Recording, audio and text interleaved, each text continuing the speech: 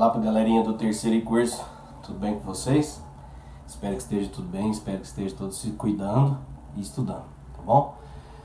Bom, nós vamos falar um pouco sobre a classificação periódica dos elementos, tá? Não é um capítulo que eu vou me estender muito e entrar muito em detalhe, já que o nosso foco é o Enem, e lá no Enem não tem tabela periódica, né?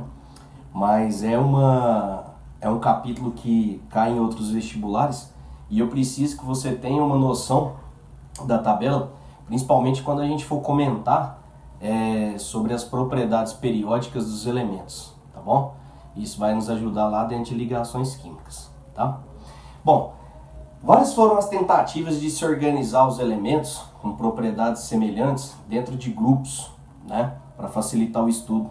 Se você tem 5 elementos organizados dentro de um grupo e você sabe que eles estão dentro de um mesmo grupo porque eles têm propriedades semelhantes, você não precisa estudar todos esses elementos. Você pode estudar um deles, por exemplo, e ampliar o que você aprendeu sobre ele aos demais, né, aos outros 4 elementos desse grupo, tá?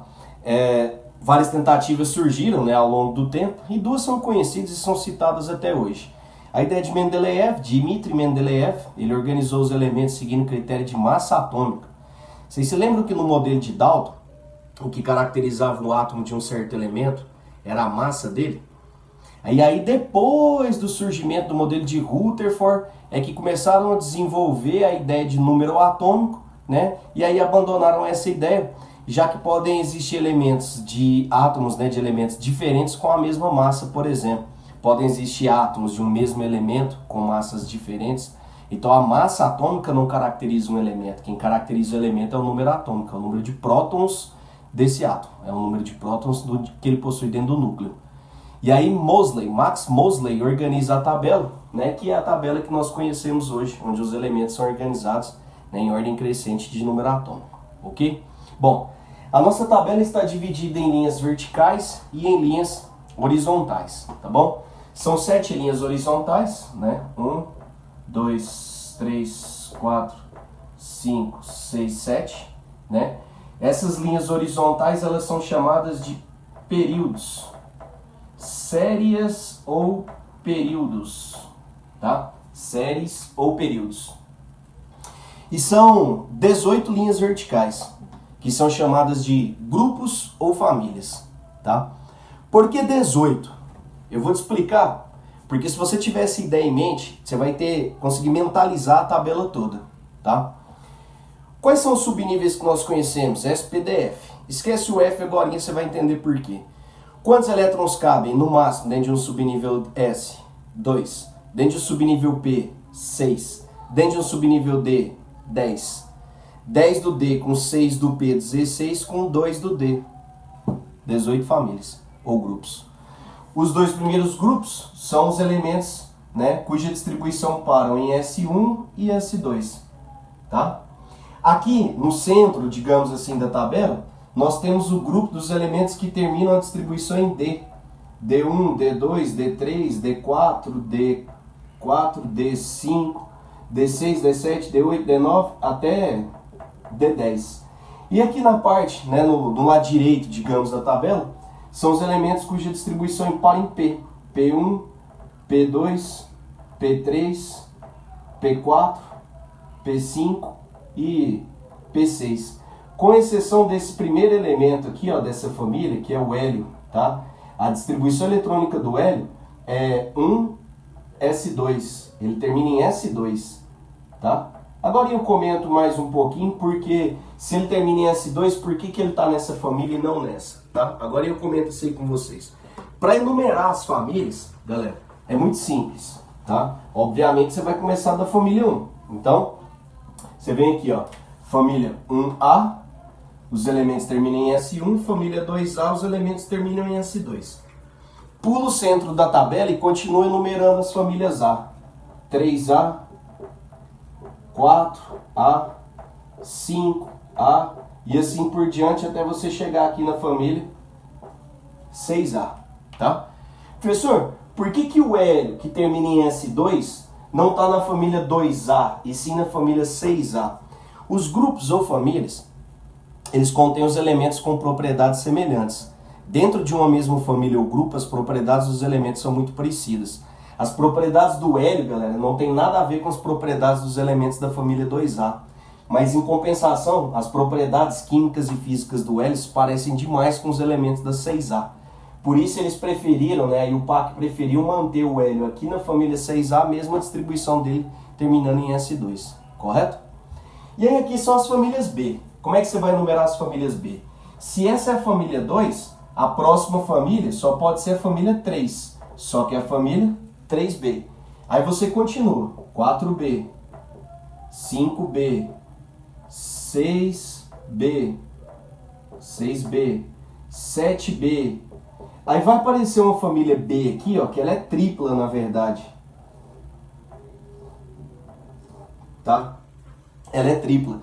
São os elementos que terminam em D6, D7 e D8, tá? Esses elementos que terminam em D6, D7 e D8, eles fazem todos parte, eles são todos, né, de uma mesma família, chamada de família 8B. Portanto, a família 8B é uma família tripla, tá? Depois da família 8B, nós temos a família 1B, 2B e 1B, tá? Então, depois da família, eu inverti aqui, né? Família 1B e 2B, tá? Inverti aqui, perdão. 1B e 2B.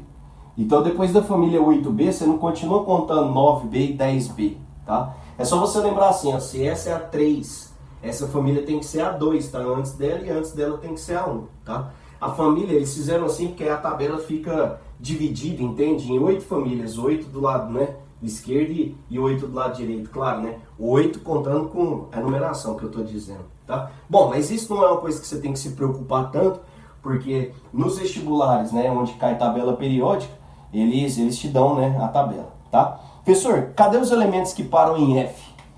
Eles estão aqui, ó. Os elementos que param em F. Na família 3B, tá? Na família 3B, sexto e sétimo períodos, correto? O primeiro elemento aqui, ó, dessa série é o lantânio, por isso que eles chamam de série de lantanídeos. E aqui é o actínio, por isso que eles chamam de actinídeos, série dos lantanídeos e série dos actinídeos. São 14 elementos. Como é que eu sei que são 14 elementos? Como é que eu sei que são 14 lantanídeos, né, e 14 actinídeos? Como é que eu sei disso?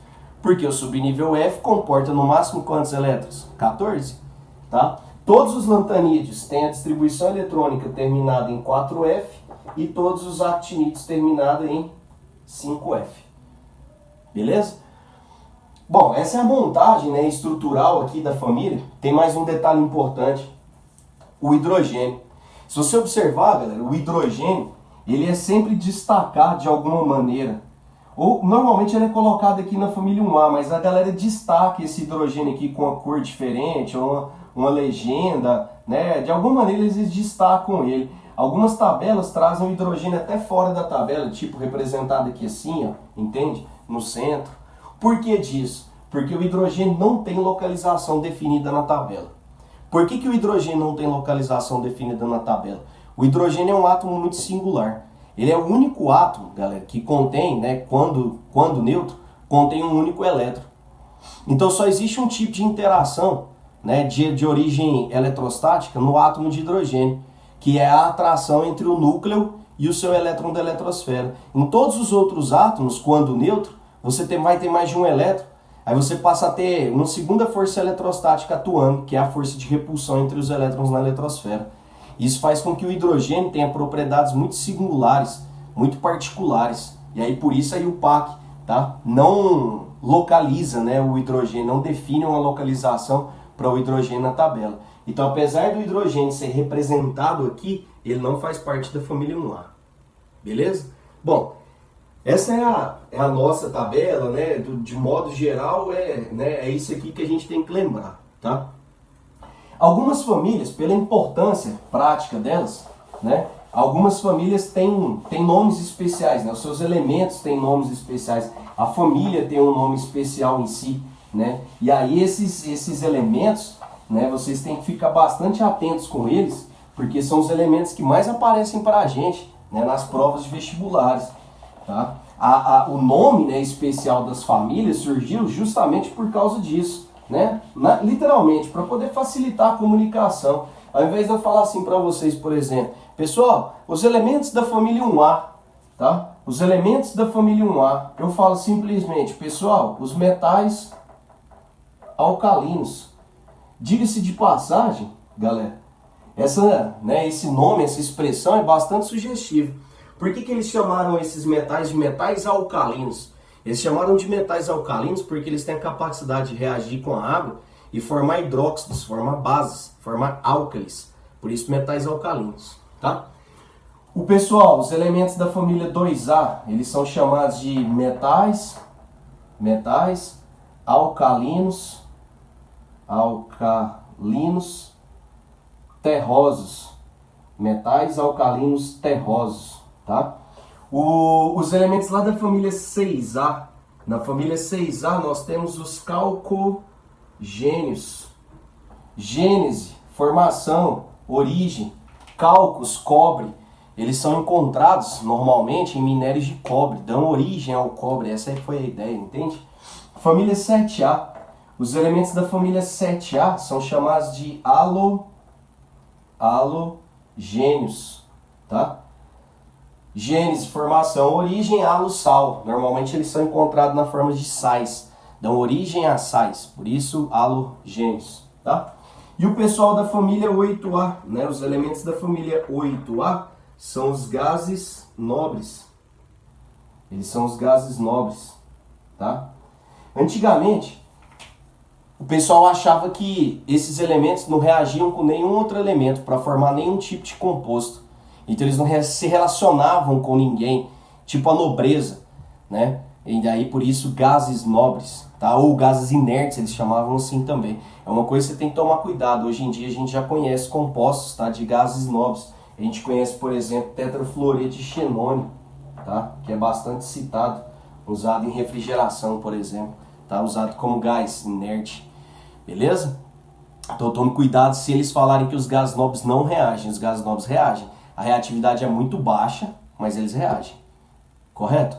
Bom, queridos, de maneira geral, né, isso é o que a gente precisa ter em mente, tá, sobre tabela periódica, para que a gente possa, né, dar início aos estudos das nossas propriedades periódicas.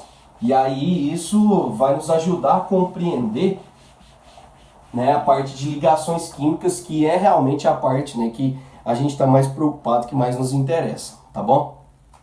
Dentro dessas propriedades periódicas, eu começo a falar sobre o raio atômico. Por que sobre o raio atômico? Por quê? Porque todas as outras propriedades basicamente dependem do raio, tá? Então, aprenda raio que você aprende as demais propriedades, viu? A gente usa aqui no ensino médio, normalmente, a definição de raio covalente, tá? Mas existem outras definições, mas a mais utilizada é a definição de raio covalente. O que seria o raio covalente? Você pega dois átomos de um mesmo elemento, ligados entre si, através de ligação covalente, tá? Mede essa distância aqui entre o núcleo dos dois, né? A distância internuclear, a distância entre o núcleo desses dois átomos, tá? Que é o próprio comprimento da ligação, na verdade, tá? Essa distância entre o núcleo dos dois átomos no momento da ligação covalente, tá, é o próprio comprimento da ligação. Como esses dois átomos são de um mesmo elemento, por exemplo, dois átomos de hidrogênio, como é que eu faria para achar o raio do átomo de hidrogênio, então? Simples, matemática. Pega essa distância D e divide sobre 2. Tá? Ou seja, o raio covalente, né, é a metade do comprimento da ligação covalente. Simples assim. Correto? Bom, é uma definição teórica, claro. É mais para a gente ter uma noção, né, uma ideia de como se calcula o raio, tá bom? Mas o que eu mais preciso, galera, é o seguinte. O raio atômico depende basicamente de quê? O raio atômico depende basicamente da força de atração, que existe entre o núcleo e os elétrons da eletrosfera. Concorda comigo? Não é?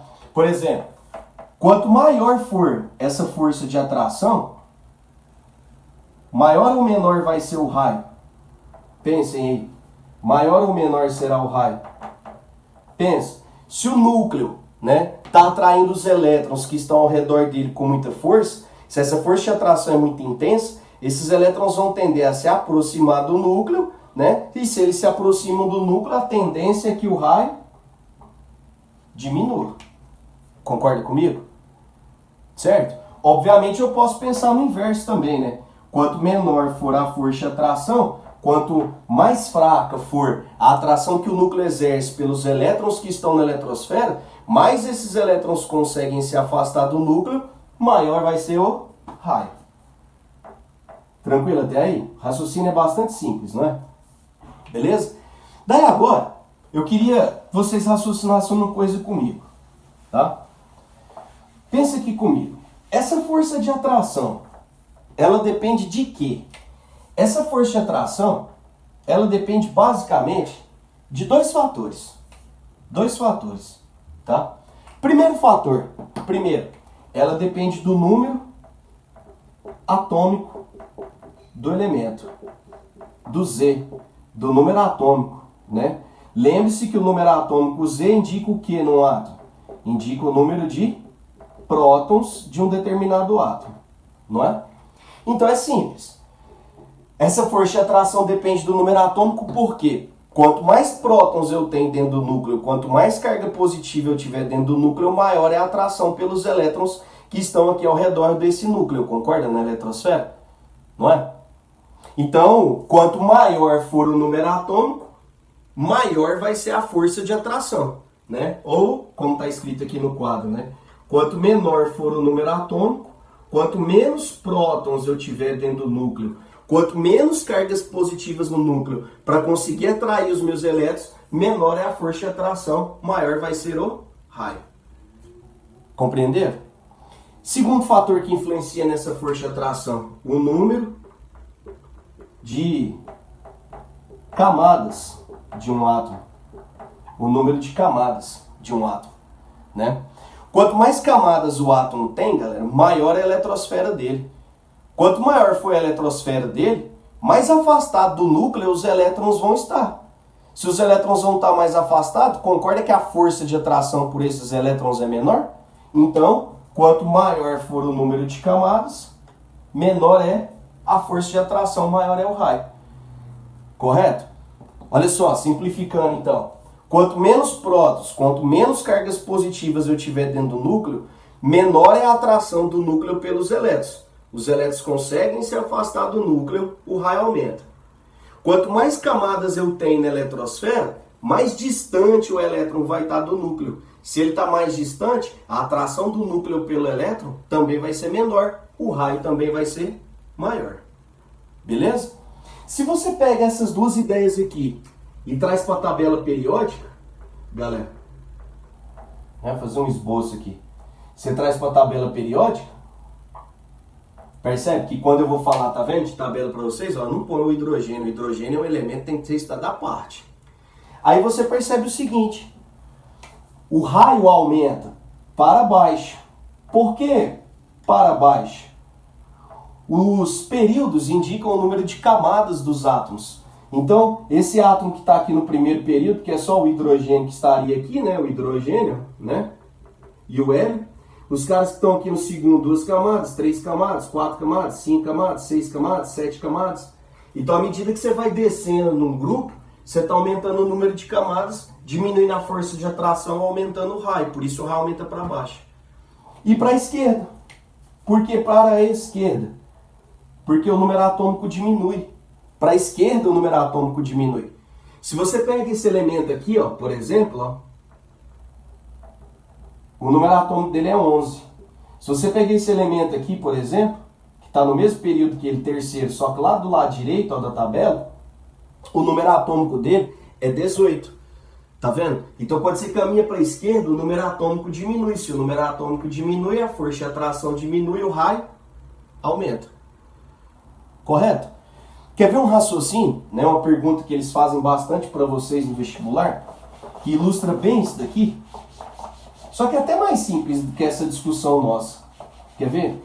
Eles perguntam muito assim para vocês, ó, no vestibular. Por exemplo, quem tem um raio menor, né? O raio do sódio, por exemplo, é maior ou é menor do que o raio do cátion do sódio, por exemplo?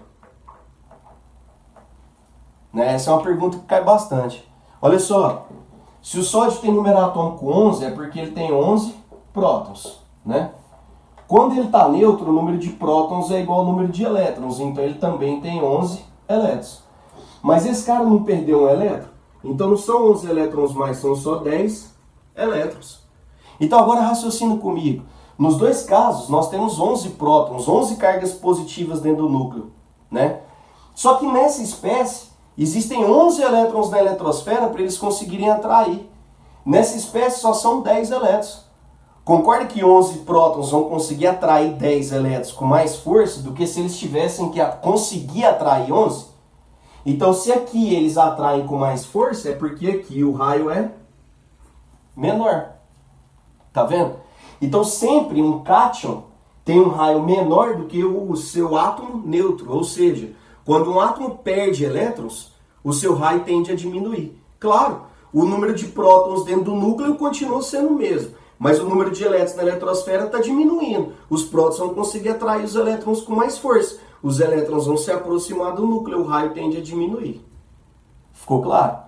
É óbvio, né, galera? Mas eu vou te mostrar, né? Mas é óbvio. Se quando um átomo perde elétron, o seu raio diminui, se ele ganhar elétron, o raio dele vai aumentar, não é? Mas olha só, vou te explicar. Vamos supor que você compare o raio do enxofre, o número atômico dele é 16, tá? Com o raio do ânion do enxofre, tá? O enxofre 2-, por exemplo, tá? Conta o total de elétrons para você ver e de próton. Aqui são 16 prótons, o átomo está neutro, 16 elétrons.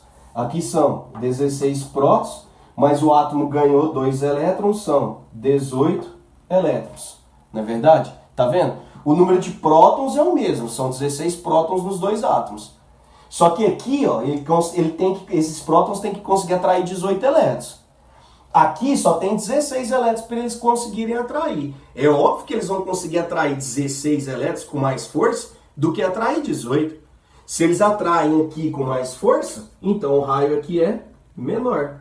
Tá vendo? Bate com o que a gente já tinha falado. Se quando um átomo vira um cátion, quando ele perde elétron, o raio dele diminui, então quando ele ganha elétron, quando ele se transforma num ânion, o raio dele tende a aumentar. Beleza? Ficou claro? Repare o seguinte, eu estou comparando, tá vendo? Átomos de um mesmo elemento, sódio com cátion sódio, enxofre com ânion enxofre, tá? Eu só posso comparar elementos diferentes em um caso particular, tá? Só em um caso particular. Quando, professor? Quando eu tiver espécies que possuem o mesmo número de elétrons. Quando eu tiver espécies isoeletrônicas, tá? Vamos supor que você tem... vamos comparar o raio do cálcio 2+, o número atômico dele é 20, tá? Com o raio do enxofre 2-, que a gente trabalhou agora. Olha lá, são átomos de elementos diferentes. Normalmente não dá para comparar, mas nesse caso vai dar. Quer ver por quê? Número atômico 20, 20 prótons, né? Perdeu 2 elétrons, 18 elétrons. Número atômico 16, 16 prótons. Carga 2-, ganhou 2 elétrons, são 18 elétrons. Correto? Então você repara, ó, o que eu tinha te falado. São átomos que possuem o mesmo número de elétrons. São átomos isoeletrônicos. Aí nesse caso eu consigo comparar. E o raciocínio é o mesmo, que a gente está usando desde o início. O número de elétrons é o mesmo, são 18 elétrons. Só que aqui, ó, esses elétrons são atraídos por 16 prótons. Aqui, ó, esses elétrons são atraídos por 20 prótons. Não é óbvio que 20 prótons vão conseguir atrair 18 elétrons com mais força do que 16 prótons? Então, se aqui a atração é maior, é porque o raio é menor.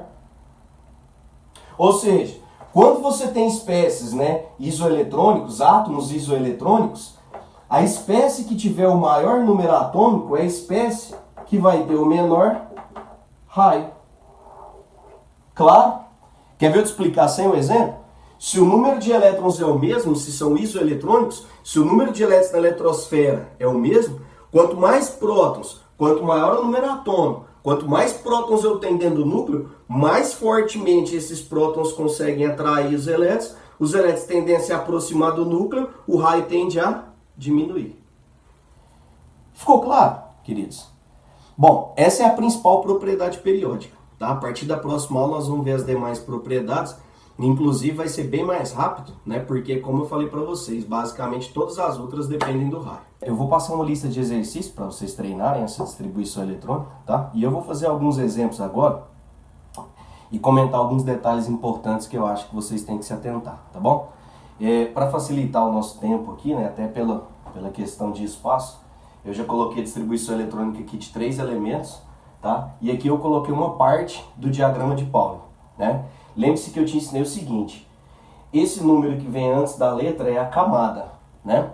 E a letra é o subnível. Então aqui, na primeira camada, eu só tenho um subnível, o subnível S. Na segunda camada são 2 subníveis, S e P. Na terceira camada são 3 subníveis, SPD. Na quarta, 4 e assim por diante, correto? Lembre-se que a gente só conhece 4, né? A gente só trabalha com 4 subníveis SPDF, tá ok? Bom, cada subnível comporta um certo número, né, de elétrons, a gente comentou sobre isso. Subnível S comporta no máximo 2 elétrons, P6, no D no máximo 10 elétrons e no F nós temos no máximo 14 elétrons, correto? Quando você vai fazer a distribuição eletrônica, você segue essas setas inclinadas que elas indicam a ordem crescente de energia. Por isso que a distribuição eletrônica do sódio, olha o número atômico dele, 11. Então isso significa que quando o sódio está neutro, ele tem 11 elétrons. Então o que você vai fazer? Você vai começar por aqui, né, pelo 1s2, vai seguindo as setas até dar 11 elétrons. Então eu vinha 1s2, depois 2s2, depois 2p6, 3s1. Por que 3s1? Porque se eu colocasse 3s2, ó, dariam 12 elétrons. 2, 4, 10, 12, tá vendo? São só 11. 3s1, correto? Olha só. Arsênio, número atômico 33. 1s2, 2s2, 2p6, 3s2, 3p6, 4s2, 3d10, 4p6. Não, se eu colocasse p6, daria 36, ó. 2, 4, 10, 12, 18, 20, 36. Com só são 33 elétrons, 4p3, correto? Ferro, número atômico 26. Mesma ideia, sempre a mesma ideia. 1s2, 2s2, 2p6, 3s2, 3p6, 4s2, 3d6 para dar os 26 elétrons. 2, 4, 10, 12, 18, 26 elétrons. Correto? Bom, a maioria está muito bem familiarizado, né, com essa distribuição eletrônica e com o diagrama de Pauli. Então isso aqui não é, né, novidade, nem a dúvida, né, pelo menos para a maioria não. Tá? Agora, alguns detalhes e algumas perguntas que eu queria lembrar com vocês. Por exemplo, o sódio tem quantas camadas? O número que indica a camada não é esse número que vem antes da letra? O maior número que apareceu não é 3? Então o sódio tem 3 camadas. Quantas camadas tem o arsênio? Qual foi o maior número que apareceu? Não foi 4? Então o arsênio tem 4 camadas. Quantas camadas tem o ferro? Qual foi o maior número que apareceu? 4 também. Então ele também tem 4 camadas. Correto? Esse é o primeiro detalhe. Cuidado com a pergunta. Camada é uma coisa. Subnível, subcamada é outra. As camadas se subdividem em subcamadas, não é? Então se eu te perguntasse, por exemplo, quantos subníveis o sódio tem? O sódio tem 1, 2, 3, 4 subníveis. O subnível 1s, o subnível 2s, o subnível 2p e o subnível 3s. São 4 subníveis. Quantos subníveis o arsênio tem? 1, 2, 3, 4, 5, 6, 7, 8 subníveis. E o ferro? 1, 2, 3, 4, 5, 6, 7 subníveis. Correto? Então, resumindo, quando eles te perguntarem quantas camadas o átomo tem, é só você olhar o maior número que aparecer na distribuição, né, antes da letra, que é o número que indica a camada. Correto? Quando ele te pergunta quantos subníveis o átomo tem, cada negocinho desse que você desenha, que você tira do diagrama, é um subnível. Então é só você contar o total. Certinho? Lembrando que a última camada, a camada mais externa, que está mais afastada do núcleo do átomo, é chamada de camada de valência, tá? Então, se eu te perguntasse qual é a camada de valência do sódio, é a terceira. Ele tem 3 camadas. Qual é a camada de valência do arsênio? A quarta. Ele tem 4 camadas. Camada de valência do ferro? A quarta. Ele tem 4 camadas. Eles costumam perguntar muito o número de elétrons de valência, que é uma informação que a gente vai usar muito, né? Quando a gente for falar de ligações químicas. Então, quantos elétrons de valência o sódio tem? A terceira camada não é a camada de valência dele? Quantos elétrons tem aqui? Não é só um? Então ele só tem um elétron de valência. Tá? Cuidado aqui, ó, no arsênio, por exemplo. Quantos elétrons de valência ele tem? Aí você fala, professor, a camada de valência dele é a quarta, tem 3, ó. Cuidado. Tá vendo que tem 2 aqui, ó, no subnível 4S, mais 3 no subnível 4P. Esses 2 subníveis fazem parte da quarta camada, ou seja, esses 2 subníveis fazem parte da camada de valência do arsênio. Então o arsênio tem 5 elétrons de valência. Correto? Ferro. Quantos elétrons de valência o ferro tem? Ah, professor, tem 6. Cuidado. Não olha no último subnível. Por 2 motivos. Primeiro, esse que eu te mostrei do arsênio, tá vendo? Às vezes o último subnível, ó, tá na camada de valência, mas tem um subnível lá atrás que também tá na camada de valência. Tem que somar os 2, tá? Para achar o total de elétrons de valência. Tá ok? Então, quantos elétrons de valência o ferro tem? A camada de valência do ferro não é a quarta camada?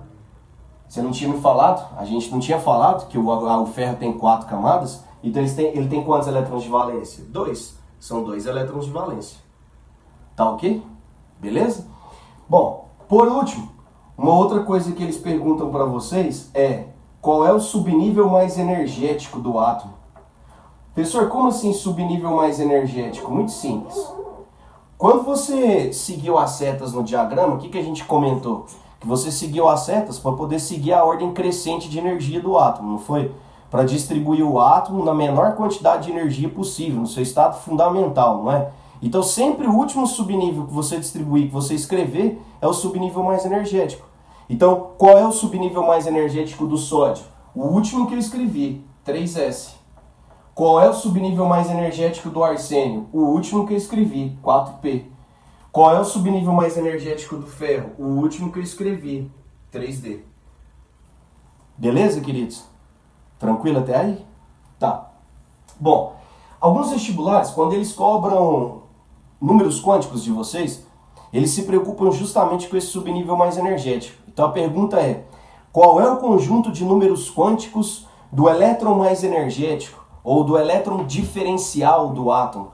É sempre o último elétron que você distribui, tá? O último elétron que você escreve. Então ele está sempre dentro do subnível mais energético. Então o elétron mais energético, o elétron diferencial do sódio, está aqui, ó, no 3S. Eu vou separar o 3S aqui e nós vamos desenhá-lo. Lembra que o subnível 3S só tem um orbital, que a gente representa por uma caixinha, não é? Certo? Um elétron lá dentro, o elétron é representado como? Lembra? Por uma seta, né? Na verdade, uma meia seta, tá? Essa meia seta representa um elétron. Só tem um elétron aqui, pronto. Esse é o elétron diferencial do sódio. Quais são os números quânticos desse elétron? N, número quântico principal, indica a camada. Qual é a camada que ele está? Terceira, então o N vale 3. Qual é o número quântico secundário, L, dele, ou azimutal? Ele não está no subnível S? No subnível S, o L vale sempre 0. Tá? Lembrando aqui no canto, ó, subnível S, P, D, F. Aqui o L vale 0, aqui vale 1, aqui vale 2 e aqui vale 3. Sempre assim, o valor de L é sempre assim, correto? No subnível S é 0, P1, D2, F3. Beleza? Número quântico magnético. O ML, número quântico magnético ML. O número quântico magnético indica o orbital. No caso do subnível S, como só tem um orbital, esse orbital tem número quântico ML magnético 0, tá? Então o número quântico magnético dele é 0. No subnível S, o número quântico magnético sempre vai ser 0, tá bom? E por fim, o número quântico spin, né? Ou número de spin, MS, tá? Isso é uma adoção, o exercício vai adotar para você, tá? Por exemplo, vamos adotar o seguinte, vamos adotar que o primeiro elétron de um orbital tem spin menos meio. Essa vai ser a nossa adoção, tá? Eu poderia adotar diferente? Poderia, tá bom? Ou mais meio ou menos meio, né? Lógico, só tem essas duas possibilidades, tá? Mas o exercício vai adotar. Como esse elétron for o primeiro desse orbital, inclusive o único, né? Então o spin dele, segundo a minha adoção, vale menos meio. Beleza? Tranquilo?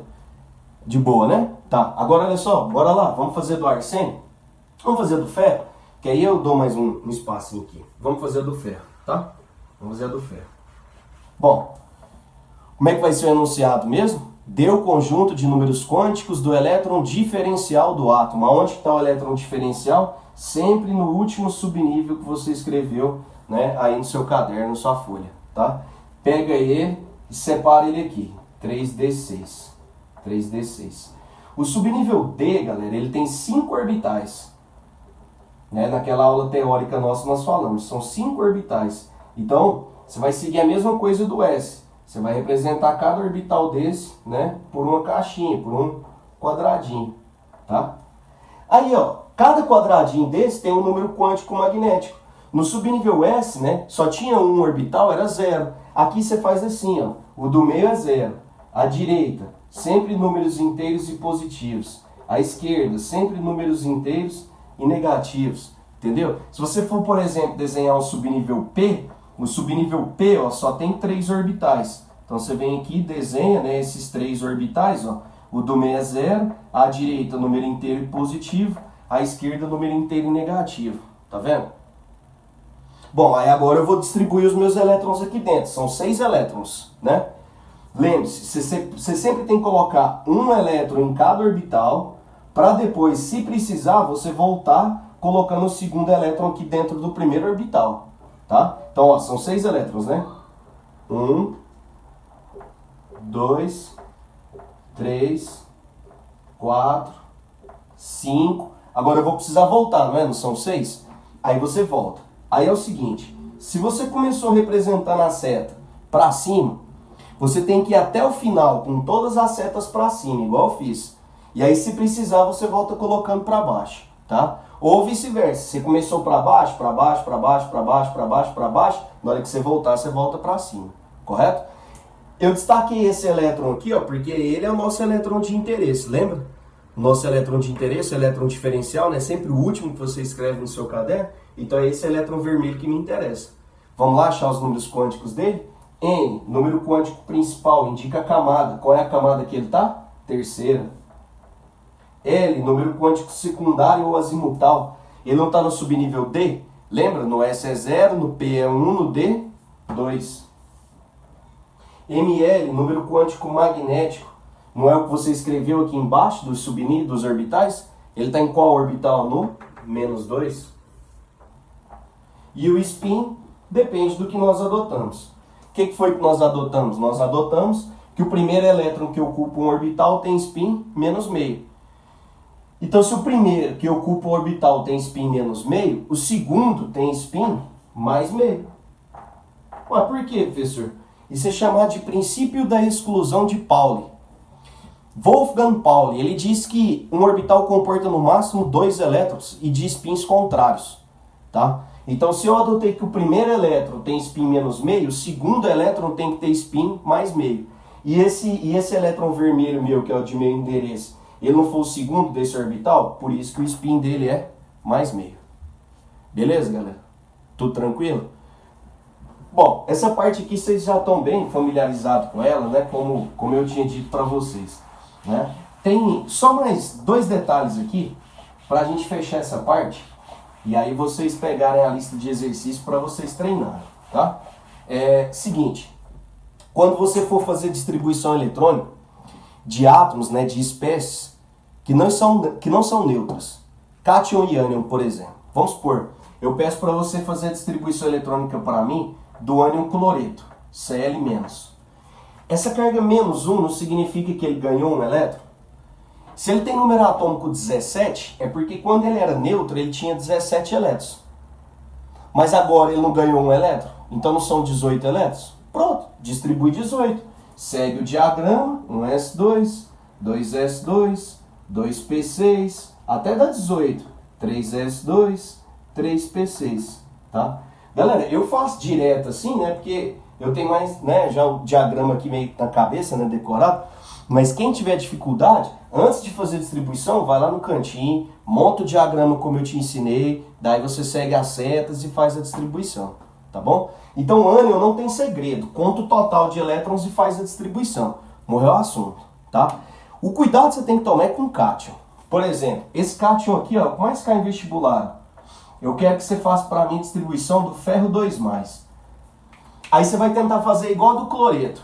Ah, professor, ele era neutro, tinha 26 elétrons. Essa carga 2+ é porque ele perdeu 2 elétrons, então são 24 elétrons. Daí você vai lá e distribui os 24. Não faz assim que pode dar erro. Na maioria das vezes, isso aí pode fazer você errar o exercício, tá bom? Por quê? Porque quando você vai fazer a distribuição eletrônica de cátion, você sempre tem que tirar o elétron da camada de valência.